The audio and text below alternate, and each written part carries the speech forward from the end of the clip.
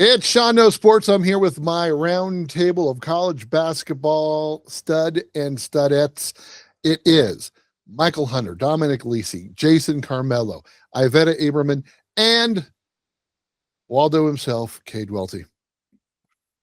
Friends, let's start out with a question that I know Michael's going to have an answer for. Which ACC coach is proving his mettle this season?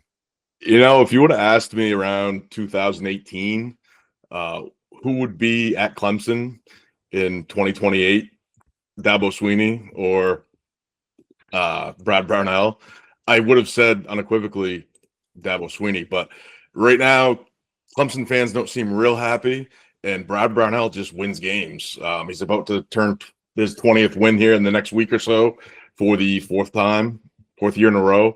He's about to go to the tournament for the fourth time in 6 years. You know, this was a guy that didn't do a whole lot at Clemson. They gave him a real long leash because he didn't make waves at Clemson while the football team was winning championships. And now, you know, he's a guy that you keep around, and he's probably going to get a real nice payday coming up here, you know, in the offseason. I was never a big fan, but he's 9-1 in an ACC that's better than it was last year. And I think he's right now easily the ACC coach of the year. The Virginia Cavaliers head coach, Ryan Odom, just hired. But the reason why I think he's proving it is he has the Cavaliers at 19-3, averaging 83 points per game. You know, like Odom is most known for his UMBC days and the VCU as well. But after that loss to Butler, it looked like the season was lost, and then you lose to Virginia Tech. And after that, your win-loss is in North Carolina in a 5-point deficit, and a game that was moved around due to snow as well. I definitely think that is a coach who deserves bigger credit. 19-3 is a great record for that program, and got to give it to him, right? Dom. Yeah, no, I almost put my hand down because that was my exact answer as well. But I just wanted to give props and give a little extra to him just to hammer it home how good of a job that Ryan Odom really is doing there, especially filling in the shoes for a guy like Tony Bennett, who's like one of the goats of college basketball coaching, arguably. And he's got them right back to the level they were playing with when he was there, if not better than they were towards the end of his tenure. And on top of that, he's also got Virginia playing offense, which I didn't even think was possible. So I'll give him props for that as well. Jason. I'm going to go with the former dancing Laker, Mark Madsen at Cal, right? California hasn't made the tournament in over a decade. They've really, really struggled. They've been, 13-19 last season, and they're already 16-7, and they're right on the cusp of an NCAA tournament bid that no one expected. So I'm going to go with Mark Madsen with a really, really surprise ACC Coach of the Year. Miami of Ohio. We've been talking about them all year long, and I know that all of us feel like they're going to make the NCAA tournament. They really shouldn't, but I believe. Yeah. So the question is, what is Miami of Ohio's chance of winning an NCAA tournament game? I'll go 40%, right? I'll go 40%. The offensively, right, fourth in the nation in field goal, kind of effective, field goal efficiency. So they can really shoot the ball. They can really score. They're playing with fire though, game after game after game after game. They're playing with fire against MAC schools. And so in the NCAA tournament, they're going to draw somewhere between, I don't know, a 7 seed if it like everything breaks right, and probably an 11 seed at the bottom if they trip up a couple at the end. So even in saying that, they're going to be playing a high major team. And I think the high major team, the physicality of it, and they're 145th in the country in defense. So when you bring to the table a deficiency like that against a high major team, I think they won't be the betting favorite in that game, Mychal, right? I mean, they won't be the betting favorite. So I'd probably say 40% chance that they get a win. It'd be a great story, but I would say they'll probably be an underdog even in the first game. My only concern is that their non-conference strength of schedule is 363rd out of 365 teams. Ooh. So obviously they've been playing really well. I could see, I'm gonna give them 30%, just because in the MAC, I feel like I think Akron has a chance as well, and they play better defense. Yeah. And they lost to Miami of Ohio. They, I think that they, we shouldn't rule them out either as far as a conference foe. But yeah, I mean, I could see either of them knocking off, an at-large team, but I'm not as high on them just because I need to really see them beat, just a more formidable opponent. Anybody. Yeah. Dumb. Yeah, no, I mean, I think that was a great point with Akron. I think that's the best team they've played all year, really the only team they played all year with a pulse, and they only beat them at home by 3. If you watch that game, I think if that's played on a neutral court like the MAC tournament will be, I think Akron takes that game. So if we're talking about Miami, Ohio's chances of winning a tournament game, they got to make the tournament first. I think Akron wins the MAC tournament, and the way they've been playing with fire lately, that's not going to sustain for another month. They might drop 1 or 2 down the stretch, and if that's the case, you lose to Akron as well, then yeah, maybe they have a 70% chance of winning a tournament game because it's going to be an NIT game. Shots fired. Yeah, I want to be wrong, though. It's a great story. I'm one of the few people left in this group that's actually still ranking them in the poll, even though I know they don't deserve it just because I like seeing them up there. Yeah. Cade ranks them. I rank them. I have them at like 17 right now just because I never lower a team if they don't lose by principle, and they just keep ending up there. But I know they're not the 17th best team in the country. But hey, what am I going to put another SEC team in? That's boring. And give the mid-majors some love, even though they're not a top 25 team. Dom's bracket at the end of the year is going to be top 10 Miami, Ohio. The rate he's going. I think they're set at 17 now. I cannot bear to put them as a top 16 team, which would imply that they'd be a top 4 seed, which they're not anything close to. But that'd be really I'm not fun, going to though. lower them any more than that if they don't lose either. So they might win out and be 17 every single week the rest of the way. Michael, what's your percentage of a chance? Before I give mine, then we move on. I'm gonna go out. I'm gonna follow Dom out on that limb. I'm gonna say 0%. For a couple weeks, I've said this team's gonna go 33-0, lose to Akron in the MAC championship, and not deserve an NCAA bid. They're just they don't do anything really spectacular. I mean, I guess they could see if Devin Davis and Wally Zerbiak have eligibility remaining. They can do the Alabama thing, I guess. But I don't think they're going to make the tournament. I think that's going to be the story of the first weekend is 33-1 Miami of Ohio not making the tournament. When in reality, there's going to be a dozen teams on the bubble that have probably they haven't played a quad 1 game all season. They haven't beat anybody in the top 50. They haven't even played anybody for a quad 1 win. So I don't think they've been tested. I think somebody's going to come smack them in the mouth. I think that team's Akron. So I say 0%. My answer is absolutely 100%. They're going to win a tournament game. It is going to be in the CIT. Or NIT. Not the players era or whatever. You're not going to pick the Vegas no, one? Kings of the Crown. The NIT will be calling them for commitment crown before the field is released. That's the one team that the NIT would absolutely have to have. That's the greatest story. They'll be the 1 seed of the NIT, which will be fun to watch. I will say, though, I do think if they win out and they lose to Akron, but they do win every game up until that point, I think they are going to get an at-large. Yeah. Now, here's the thing. Just because the metrics like them more than that resume would suggest. They're 23rd in strength of record somehow, 35th in wins against the bubble. I mean, maybe if they get crunched by Akron, some of those results start falling. But I mean, I don't think they'd have a huge drop. It's not the predictive metrics where they're already super low. I just think with those, they do have 3 quad 2 wins, and the results, the strength of record and the wins against bubble love them. I think they would still put them in just on that alone. But when I said NIT, I'm just projecting them to lose maybe 1 or 2 down the stretch if they keep playing with fire and then lose to Akron. But heck, I even think they could lose 1 regular season MAC game and to Akron in the tournament. And I still think they would maybe be in a play-in game. So maybe that would actually up their percent because they'd be playing another 11 seed. So let me ask you, what do you tell a team like San Diego State or Utah State when they don't win the Mountain West? And these guys are like Utah State's beat ECU and Boise State, Nevada, San Diego State, New Mexico, like not great wins, but far better than any team that Miami of Ohio has played. How do you tell them guys that these guys are in when they haven't played anybody all season? 100%. I agree, and that's a terrible precedent to set. But usually, it's those metrics that are confusing me when I'm thinking about it. Usually, we've seen teams like this in the past before that have had a gaudy record but have played absolutely no one.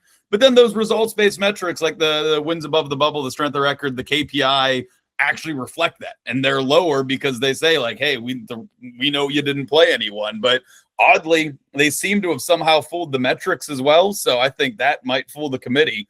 I don't think it's gonna be maybe not actually setting a precedent just because that's usually not the case that they have those metrics, but I don't know. I think it's telling teams like that to somehow work the metrics however Miami Ohio has. It's gonna be interesting. Two losses or less they get in. Agree. Yeah, I think they can afford one regular season loss and one conference tournament loss. If they lose twice in the regular season, they got to win the MAC tournament. I would say that's spot on. I would rather see Grand Canyon and Seton Hall in. Hey, I had Seton Hall as my last team in my last update. That might not be the case anymore. But what if that loss is a quad 4 loss? Now that is a great game-changing question right there. If they lose a quad 4 game, and let me see how many they're. That's what I'm trying to find. Right One, now. 2, 3, 4 of their remaining 3 of their remaining games are quad 4. At home against Toledo, at home against Ohio, and at Western Michigan. If it's one of those they lose, they might have to win because then a quad 4 loss will probably send those metrics tanking as well. Right. Oh yeah, I think they can afford 2 quad 3 losses. Or wait, no, take that back. Akron on a neutral must be a Carry the quad. one. Yeah. No, but yeah, like I said, I think they can afford one regular season loss and a loss in the conference tournament. But if that loss is one of those quad 4 games, you're right. That curious to see how the metrics would shake up. But the committee has historically just hammered teams with quad 4 losses. So I think you might be onto something that they couldn't afford it then. John Knows Sports continues with which mid-majors have the best chance to pull a first round upset. And I know Kid Wonder wants to put his just get their name out. Miami of Ohio. No. No. All right. The floor is mine, huh? All right. Give me the Tulsa. Knew he was going there. Give me I knew he was going there. from the American. 20-3, top 25 in offense in Kim Palm. Don't look at the defensive rating. It's 109. It's god awful. I mean, they're next to Lindenwood in defensive rating. Let's not. But if they match up against an SEC program like Alabama, defense is not a question because it's just who can shoot more. They're red hot right now, blowing out teams by 20. Now they did just get a win over Florida Atlantic by 2. But they're going to be the one and only seed and team from the American. It's pretty obvious. The American's not good this year. So give me Tulsa. Upset. Here, I'll put it right now. Tulsa upsets 5-seed Alabama. 12-seed Tulsa upsets 5-seed Alabama. First round. I don't know what region they'd be in. So Tulsa's got to play someone out of. I'd like to see Tulsa play a quad 1 game before you anoint them. no. Jason, what you got? The 12-seeded Yale Bulldogs. Ah. They lead the nation. Here's why. They lead the nation in 3-point shooting at 42%, 300th out of 365 in tempo. They're going to slow the game down. They're going to hit a bunch of threes. The team, the 4 or 5 seed, whoever they play, is going to have to deal with the pressure of limited possessions against a team that's making 15 threes and feel the weight of the game late, just like Princeton beat Arizona a couple years ago when they were a 15 seed. Ivy League teams win games in the NCAA tournament. Yale is so incredibly dangerous when they shoot 42% from 3. And they got one of the most underrated coaches in the country. That's right. Ivetta, who you got? I like Yale as well, actually. Tulsa was on my list as well. So So both of you guys hit two of my. I mean, my list is like 7 or 8, but so I love Tulsa. I love Yale. I love how Yale plays good offense and defense, just like St. Louis. Right, they're number 1 in both offense and defense, which is really impressive. They've got a 9-man rotation. So I think they can knock somebody out. I'm a little concerned with their strength of schedule just because I feel like I think the A10 is good, but I don't think I think they're good as in they're very competitive, like amongst themselves, but I don't think they're as strong as they have been in recent years as far as, if you place one of those teams against, say a Power 5 team in the tournament. But I think if you put St. Louis against like especially a team that's like heavy pick and roll, I mean, I think they can knock them out. Also, obviously somebody like Utah State, if we're counting them as a mid-major, McNeese, very offensively explosive. They've already beaten some really good teams in their non-con. So, and then of course you have some contenders, some of our usual contenders in the Valley and, some of these other leagues. So yeah. Dom. Yeah, now I'll say my answer feels kind of cursed here from what I've been saying the last week. We asked a similar question. I said Troy. I felt fantastic about that, and they go out and they lose their next 2 games at home to James Madison and at home to Appalachian State. So maybe I shouldn't answer this because I'm just going to send another team into the toilet, whoever I say. So instead, I'll say who would have been my answer if their AD was willing to pay $1 million buyout during the team's best chance to ever make the NCAA tournament. I loved Utah Valley this year. I thought they were absolutely going to make it, win that conference, make it for the first time, have a chance to pull an upset. Best season they've ever had, and because of their AD having some beef with their old conference, now they're not going to be eligible to make it at all. So yeah, Troy I picked, and now they're terrible, and the other team I liked isn't even going to have a chance to play in it. So who knows? Maybe I'll throw out a third team. I'll say SFA. You said McNeese, that made me think of them.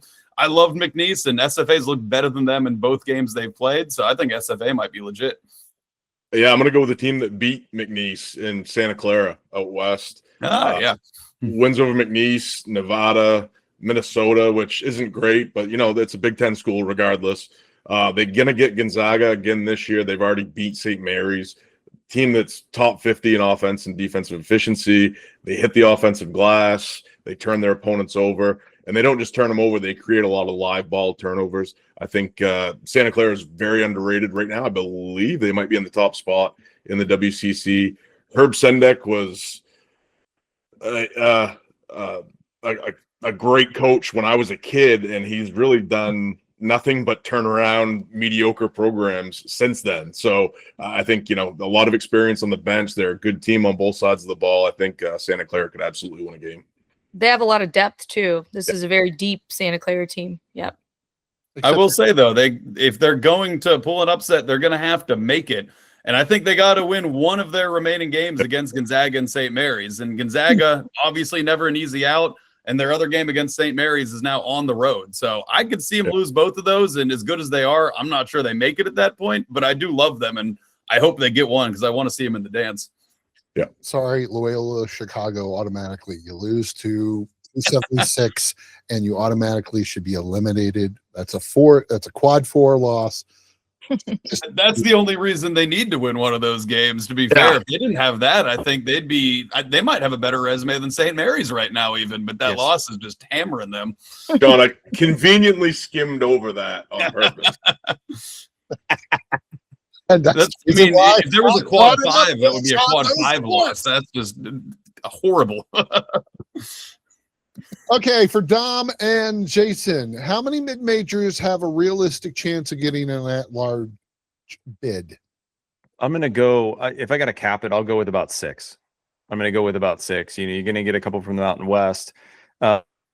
Utah State's been fantastic, right? What they did at the pit when they just kind of took apart New Mexico this week was fantastic. Jared Calhoun is one of the best coaches in the country. Boy, do they guard. And you're probably either Mexico, San Diego State, someone like that's going to probably sneak in as well.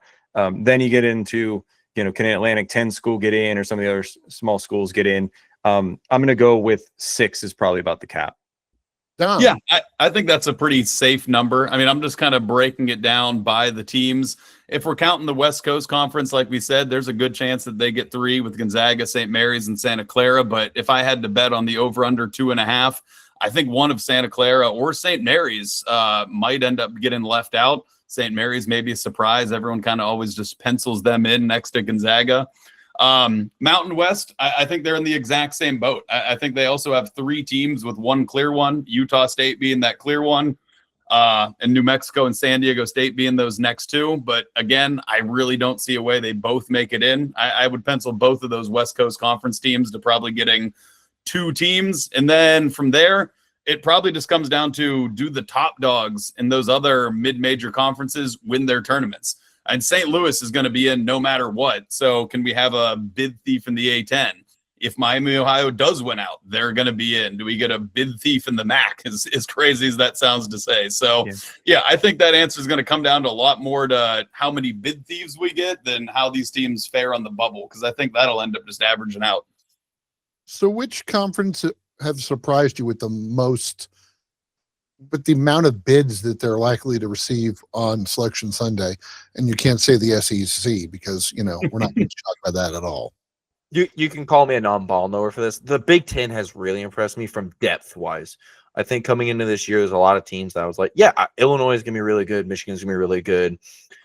And then you go, well, these upsets are happening. Wisconsin is playing good basketball. Minnesota just knocked off Michigan State, which everyone knew was going to be good.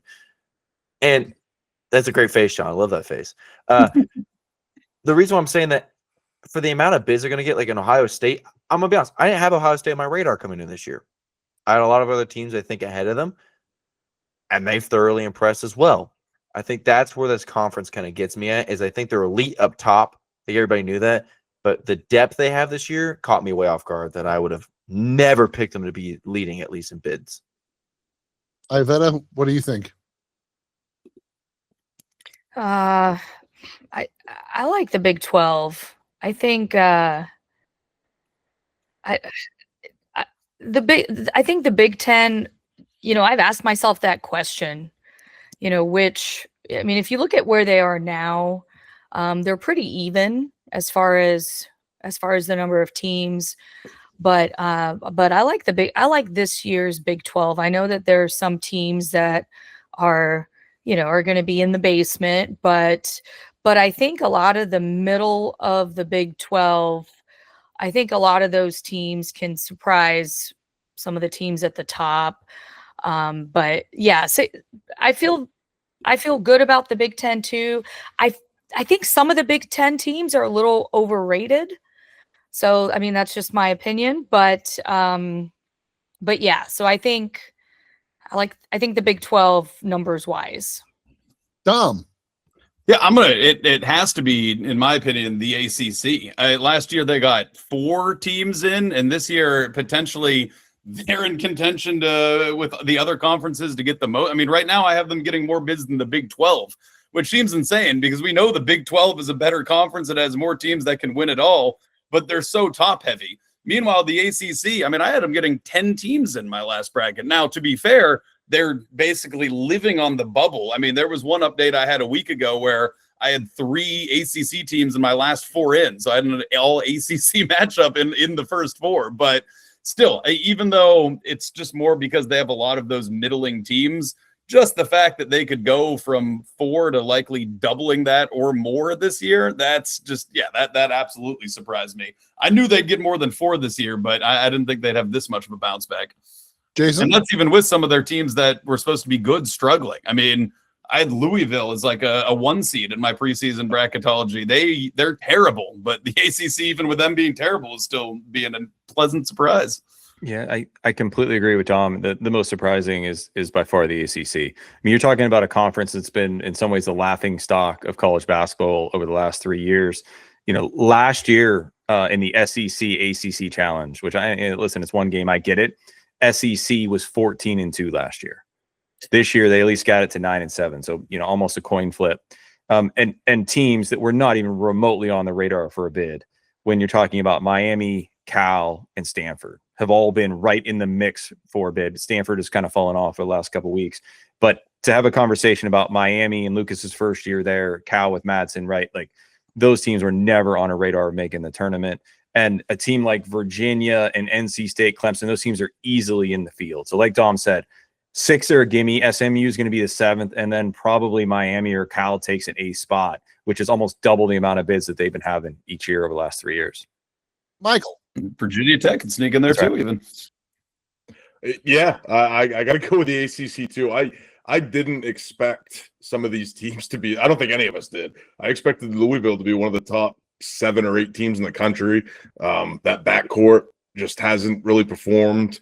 Ryan Conwell, though, made his name by being a gamer at the end of the season for Xavier. So he may. I think he went 1 for 9 from deep the other night. So he could turn it around. I still think Louisville has maybe the most upside out of these teams, except for Duke, obviously. But they've really got to get it together in that backcourt. They got to start shooting like we know that they can shoot. And you're talking about a team in SMU that's got a rocket ship at point guard for Boopie Miller, and they may not even make the tournament. I'm not sure if these guys have them in there right now. I'm assuming they're first 4 out or somewhere around there. But there's a lot of talent. I think a lot of ACC teams are going to make the tournament. I think there's 2 or 3 that may make the second weekend. I think you're going to see a lot of teams get in and lose as, like these guys said, 7, 8 seeds and go home early. But I think Duke is a Final Four team. I think Louisville has potential to be an Elite 8-ish team, but they've really got to find themselves here coming at the end of the season. ACC is the new Big Ten. They're going to have a ton of teams, and they're all going to lose early. Ivetta. Yeah, I just wanted to say that I 100% agree with that. That's what I was going to say. They're going to get more teams in just based on where they were last year. But I think most of them are going to, I don't think they're good from a quality perspective. I watch a lot of ACC basketball, and I just not impressed. I think I don't think the quality is there. I think they're overrated. We'll have a lot of them fall in the first round or a lot of second round. Glaring weaknesses with almost every team. Duke is very freshman dependent, but they have stars all over the court. But Virginia Tech could lose to anybody. California's got a good resume and a nice record, but I'm not a believer. They actually have a really nice roster. I'd like to know how they invested so much money in that roster when they're $450 million in debt. But, it's surprising, but just because they get a lot of teams and doesn't mean it's good. So, yeah. It's time for the final 3 of the hardest 3 questions for our roundtable discussion of college basketball. Sean O Sports question of the day. Which team looks safely in right now but are primed for a late season collapse that might cost them a bid? Jason, Dom, since you're the bracketologist experts, I will let you guys go first. I think is already maybe starting that collapse, but people are overlooking it because none of the losses themselves look that bad. And that's Georgia. That's a team that has spent a lot of the year in the top 25. So I think anyone just kind of casually watching college basketball out there, seeing Georgia ranked most weeks, is going to think, even if they're losing some games now, that's still a tournament team. But I'm not so sure. I mean, that performance against A&M, they just got run off the court at home. Lost to Texas by 20, basically got them back into tournament consideration because that win looked better than I think it really was. And now they have a bunch of landmines coming up against teams on the road that are not tournament teams that are going to be bad losses that I think are going to be tough places to play. They still have to go to LSU, at Oklahoma, and that's 2 of their next 4 games sandwiched in with Kentucky and Florida. I could absolutely see them go 1-3 in that stretch, not beat either of the other tournament teams they're playing, get a quote-unquote bad loss at OU or LSU, even if that would end up being a Q2B loss. But if the losses just keep racking up and they're not getting any quality wins, I think they're just going to slide out. So I'm not a big believer in Georgia. Their resume deserves to be in for right now, but we've seen them eke past even a game. They shouldn't have won that game against Missouri. They lost. They won in overtime against Auburn. I'm not sold on them. I think they're going to fall out. Jason. St. Mary's. So I love that one. Yes, I mean, so St. Mary's, everybody pencils them in as the 7th seed every year, and everybody just assumes that this is the same St. Mary's team. It is not. They do not have a win. We're approaching mid-February soon. They do not have a win against a team projected in the NCAA tournament field as an at-large. Their best win is a neutral court win in November against Virginia Tech, who is on the bubble, but Virginia Tech's schedule is so difficult in the closing stretch, they're probably not going to get in. St. Mary's second best win this year is at Davidson, right? Who's not even close to an at-large consideration. Their metrics aren't nearly as good. They're already sitting in a wins above bubble at 40. So if that starts to slide below that number and get in the low 50s, that they won't make the tournament. They have a shot at Gonzaga. They get Gonzaga in the last game of the regular season at home. They have to win that. They probably have to, at least get to the finals in the way the West Coast Conference is set up. They will make it to the finals, right? And play Gonzaga probably, unless Santa Clara gets them. But I think everybody that does bracketology just kind of pencils them in safely. But if you really look at their resume, it is much weaker than it's been in the last 5 or 6 years. Yeah, I would 100% agree with that. Honestly, that's a better answer than mine. I've been having them lower than most, I think, the last few weeks, and I think everyone else is finally starting to catch up on that. I would say, honestly, and tell me if you agree with this, if you said the West Coast Conference is going to get either 3 or 1 bids, I think 1 might be more likely than 3. I don't see a way that Santa Clara and St. Mary's both get in. That could be a play-in game, but they could also both miss it completely. Yep, good point. My team, Texas. You still have to host Florida, go to A&M, go to Arkansas, and then an emotional game versus a bad Oklahoma team. Texas, everyone says Texas is back. They're not back. I've got maybe a hot take. I got the Wisconsin Badgers possibly playing themselves out of a bid, and here's the reason why. Yes, you have that win over Michigan, but after the next schedule is you have to travel to Indiana. You got to play in Champaign, Illinois. You got to play. You get to host Michigan State. That's fine. Then you have to travel back to Columbus. When you play Ohio State, you beat them at home. You got to play Iowa, who I have ranked in my poll, by the way. You got to play in Eugene, Oregon. That's like your one day off. You have to play against Washington. Well, if you go look at some metrics, Washington's loved by the metrics. You got to go against a really good big there and Steinbach. So just keep an eye on that. And then you get a bye week with Maryland, basically. And then you have to wrap it up with Purdue. If you play that right, that is maybe 8 more losses. And that would be, they're 8-3 in conference play. That'd be a 8-11 team in conference play with your lone good win being over Michigan. I mean, you could play yourself out of it. Ivetta. I've got NC State. I think they've got they've got Duke, Virginia. They don't have Clemson, but they've got North Carolina, Louisville. I think they've got a nice 5-game win streak, but I think they're going to lose a handful of those games as well. So I think they're a team that we could see start to fall off. They really haven't played a tough schedule. And that's the other thing about these ACC teams is a lot of them haven't played a tough schedule, Virginia included. So it'll be interesting to see how we round up the next month and a half here. But yeah, I'm going to go with NC State. They started out really strong with their just explosive offense, but I don't know. They haven't impressed me as of late. Hot take. NC State will beat North Carolina at home. Ooh. It's pretty spicy. I like it. Darren Williams. Yeah. I'm gonna go back to the SEC. I'm gonna go with Texas A&M. I'm not sure if Jason and Dom have these guys in the field. I'm assuming they do. Solidly, yeah.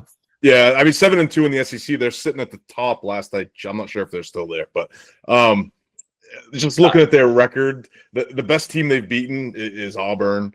And then, Ivetta pointed it out earlier. It's a great point. A lot of these schedules are backloaded when you actually take the time to seek them out. This is how Texas A&M is going to wrap the season.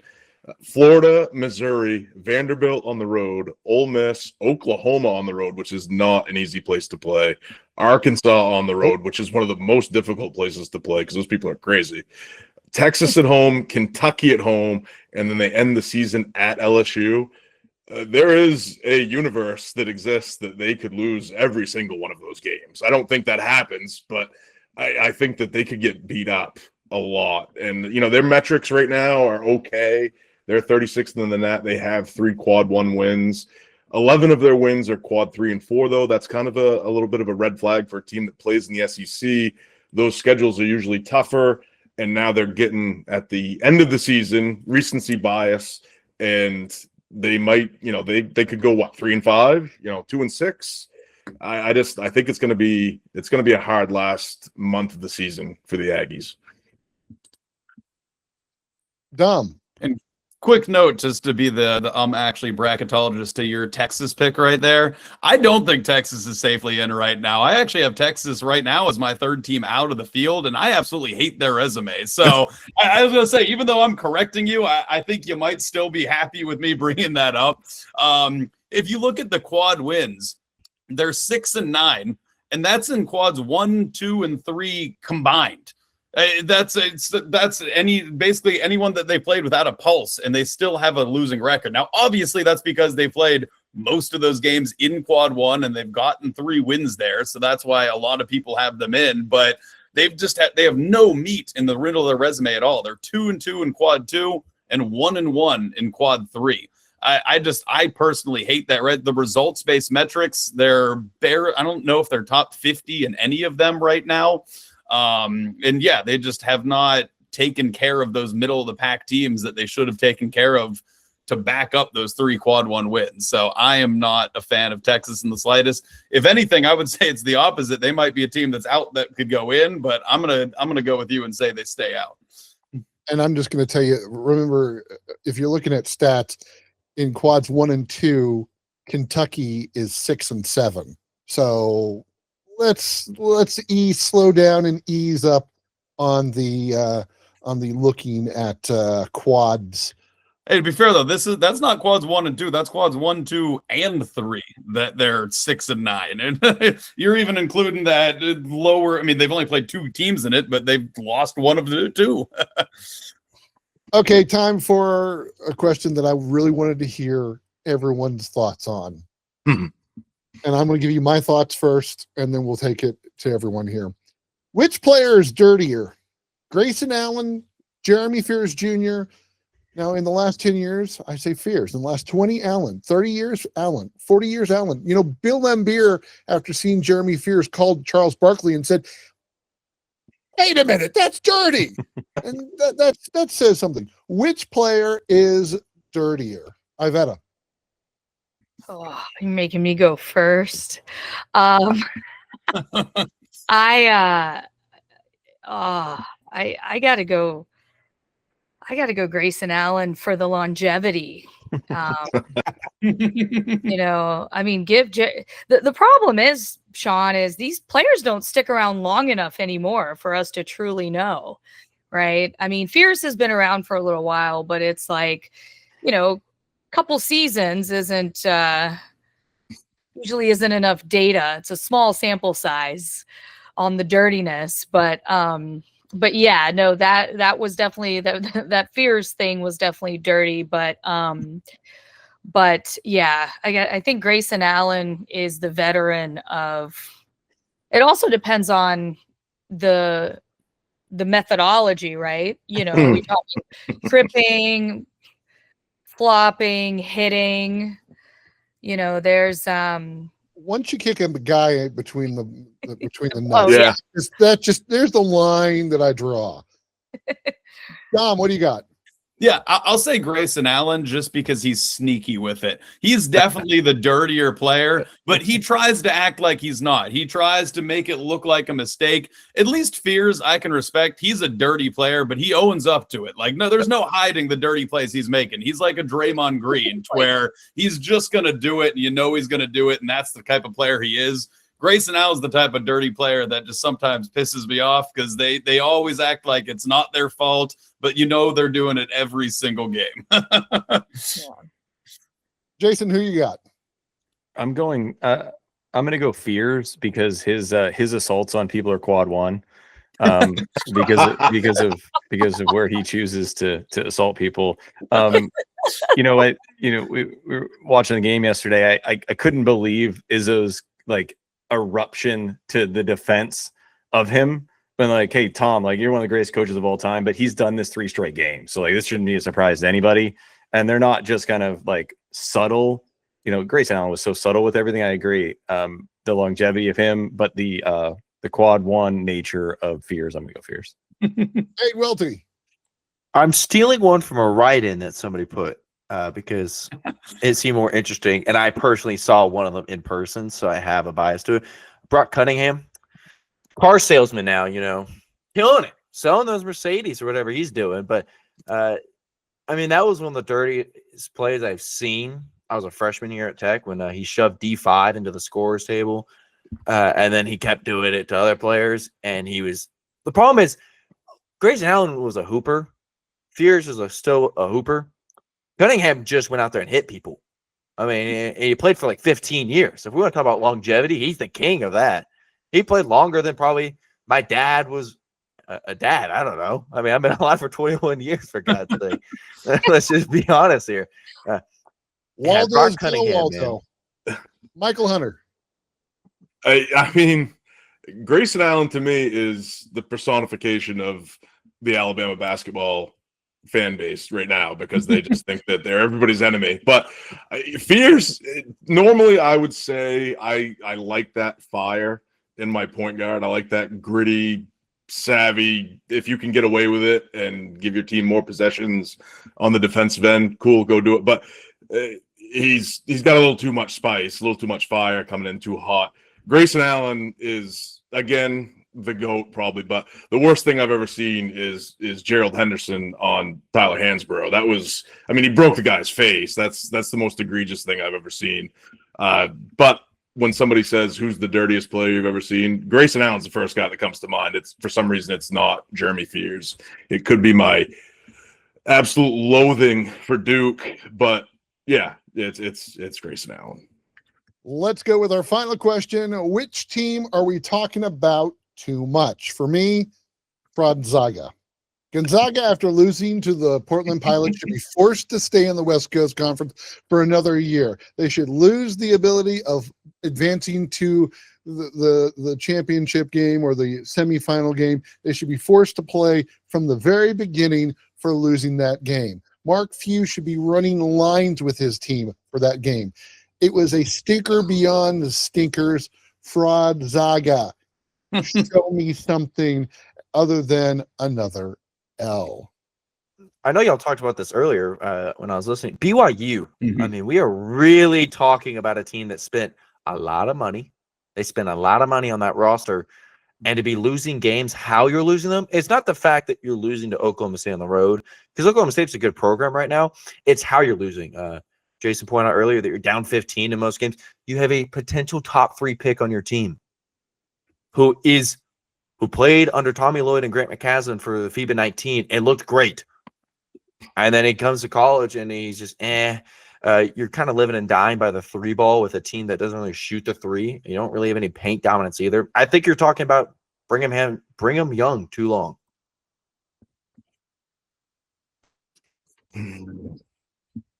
Anyone else? Yeah. I'm not convinced. I'm sorry. Yeah. Ivetta, go. I just want to piggyback off of what Cade's saying. And I know we briefly mentioned this earlier, but BYU's schedule the rest of the way is pretty brutal. So, I think they definitely will be brought back down to earth, whether it's by us or by, reality. I'm gonna go out on a limb and say I have two: Michigan State and UConn. And those might be a little controversial, but I just don't. I just see many different places where I think just based on their schedule, based on their wins, based on the way they played, based on the games they've almost lost, just based on some of the hype that's been around them. Obviously, in the Big East is down this year. And then, I mean, Michigan State should have lost to Rutgers. I know a lot of people like them. They're, still a good team, but I just don't know. I'm not really convinced yet. So I would say those are the two teams that are getting more hype than they've proven to deserve at this point. Dom. Yeah, I think this team is looked at as a lot better than they actually are just because of some of their early season results. And that's Purdue. I mean, they started the season fantastic. They win at Alabama. They roll Texas Tech. But they have just not seemed like the same team as of late. But I think they're just getting a pass because they're Purdue. And they've lost 3 of their last 4. The only team that really, since they got absolutely smoked by Iowa State, the only team they've played since then that you could also consider as a true contender is Illinois. And they lost to them on their home floor as well. And they're getting some decent wins here and there. I mean, they beat Auburn, they beat Wisconsin, but they're not touching the other elites that they're playing right now. And more often they're losing to teams that aren't in that category and losing to UCLA, losing to Indiana. And even before that, they were kind of skating by the skin of their teeth, barely beating USC, playing Iowa and even Penn State and Washington, all to single-digit games. I just don't think they're that team that rolled Texas Tech and Bama earlier this year, and I don't think they'd beat them now either. Jason. Yeah, the team talked about way too much right now is Alabama.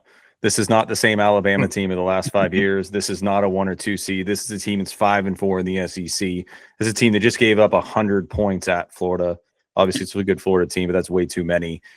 This is a team that's, probably a 6 or 7 seed if the NCAA tournament started today, right?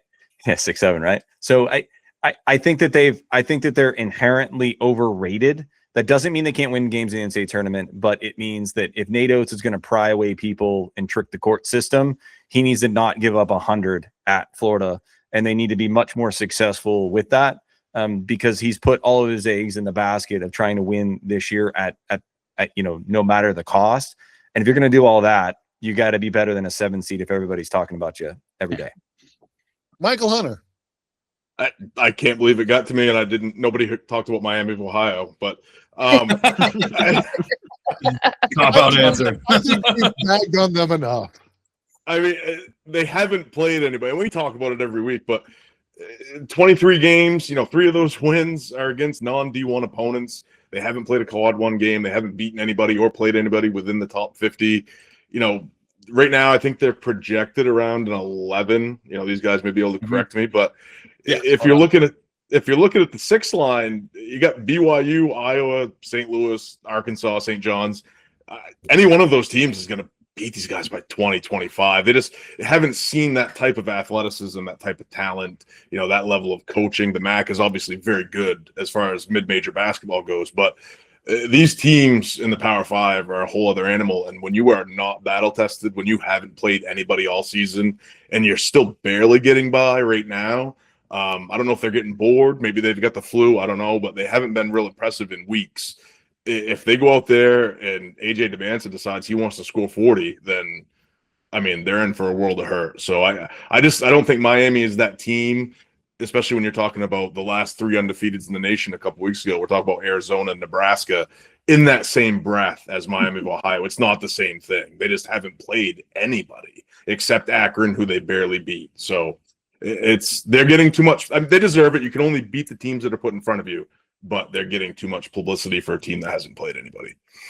College basketball roundtable. Ivetta, Abramyan, Dominic, Lece, Jason, Carmello, Mychal Hunter. Thanks for joining us today. I'm Sean. We'll see you guys next week. That's Sean Knows Sports. Thank you. Watch out if Miami, Ohio gets Louisville, though. Louisville stinks. That might be their one chance. Yeah. Michael Brown goes 1 for 12 from deep or He something. probably would. Yeah. He probably would. He knows ball I know. and track. Yeah. she's Sean very knows impressive. sports. You really do. I didn't know that.